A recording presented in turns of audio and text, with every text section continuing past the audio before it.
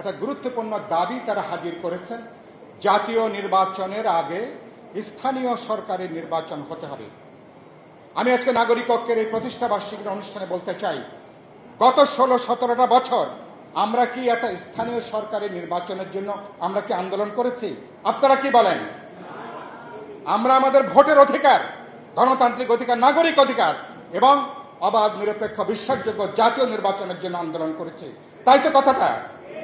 এখন যারা হাজির করছেন, সরকার বুকে পিঠে করে যে দলটা তৈরি করছেন এনসিপি এবং দেখলাম জামাত ইসলামী, কেন তাদের দুই দলের কথা মিলে গেল সেটা আমরা খুব ভালো জানি না, কিন্তু আমরা পরিষ্কার করে বলতে চাই এর মধ্যে আসলে রাজনৈতিক খেলাটা কি। স্থানীয় পরিষদের নির্বাচন যদি করতে হয় 1 থেকে 2 বছর লাগবে কেবলমাত্র ইউনিয়ন থেকে সিটি কর্পোরেশনের নির্বাচন সম্পন্ন করবার জন্য। আপনারা কোন দিকে সরকারকে ঠেলে নিচ্ছেন? কি কথা বলতে চান? আগামী ফেব্রুয়ারি মাসে যদি জাতীয় নির্বাচন অনুষ্ঠিত হয়, তার আগে কি স্থানীয় সরকারের নির্বাচন হবার কোনো সুযোগ আছে কিনা?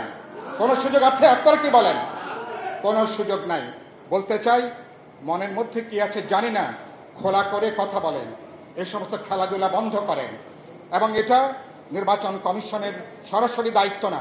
সরকার গঠন হবে, নির্বাচিত সরকারের পরে তারা যখন নির্বাচন কমিশনকে পরামর্শ দেয়, নির্বাচন কমিশন সে অনুসারে তখন তারা সিদ্ধান্ত গ্রহণ করেন। ওই জন্য নির্বাচন কমিশনকে বলবো, আপনাদের প্রধান যে ম্যান্ডেট, জাতীয় নির্বাচনের পথে আপনারা হাঁটেন। আর আমরা বলেছি সরকারকে বিচারটাকে দ্রুত লয়ের সাথে বিচারে দৃশ্যমান করেন, কার্যকর করেন। সংস্কারের ব্যাপারে অতি অবশ্যই এটা নিয়ে চাপাচাপি করার কোনো সুযোগ নাই।